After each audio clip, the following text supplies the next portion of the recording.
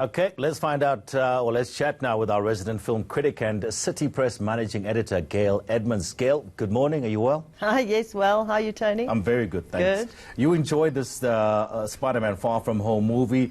The key for me is that Spider-Man here is not really a man, is he? He's a 16-year-old young boy, but does it keep that whole, friendly neighborhood superhero?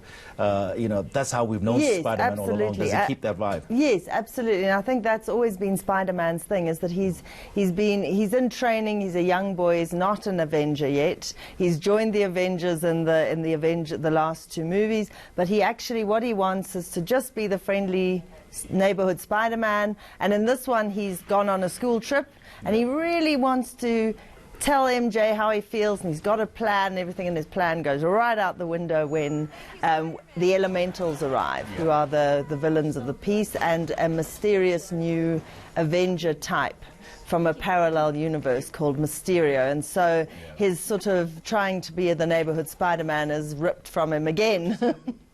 I mean, when you talk about Mysterio, Mysterio is played by Jake Gyllenhaal as well. He does a good job, doesn't he? Yes, a very good job, I must say. It's interesting to see him in this sort of role, because, he tends to take on what you call sort of Oscar-type films, and this is really a bit of fun for him, and it looks like he's having a lot of fun doing it. Nick Fury, he comes here, Samuel L. Jackson. Yes. He kind of hijacks Spider-Man's holiday with his pal there and so forth, the other school kids.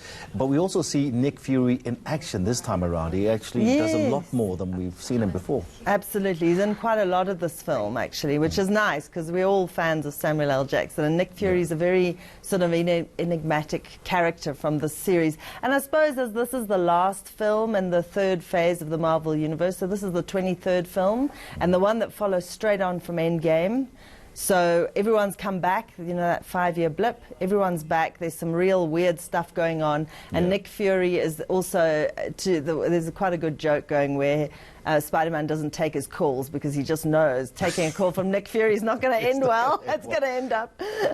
But I love this, because he goes, Spider-Man at some point says, Mr. Fury, this all seems like big-time, huge superhero kind of stuff, and I'm just the friendly neighborhood Spider-Man.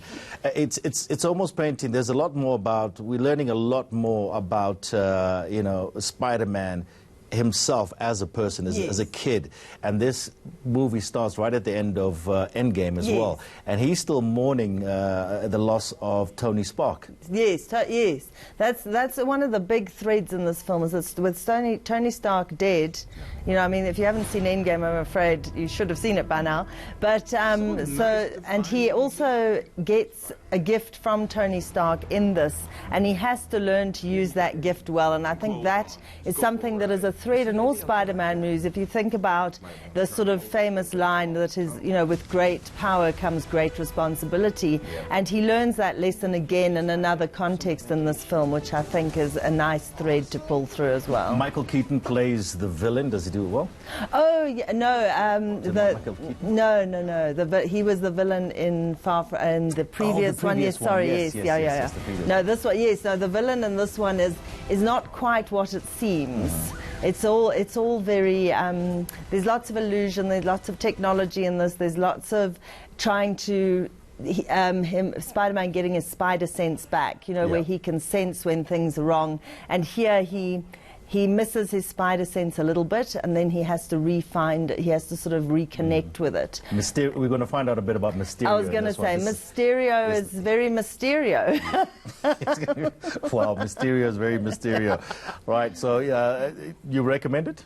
I recommend it, absolutely. It's 2 hours and 9 minutes, and I took 2 10-year-olds who sat through the whole thing, and they loved it. They really did. And, so I think Spider-Man resonates with the younger kids. He's a bit sort of, he's sweet and a bit geeky, and I think he's a nice character, and I think Tom Holland does a lovely job with it. He's the third reboot of Spider-Man in like 17 years, and I think they've got it. I've got it. And what I like about it is actually he does look like he's 16. He does. Actually, he's actually about 22 or 3, but he looks 16. You're right. 16. He looks the right age for Spider-Man. 40-year-old actors trying to act like a teenager. Thank you so much, Gail Edmund, City Press Managing Editor there, talking about Spider-Man Far From Home. It hit the local cinemas worldwide, actually, on Tuesday. Broke a record, I think 39-point-something million US dollars in the US, and they're expecting 175 odd million US dollars in the US alone. So it's a big movie.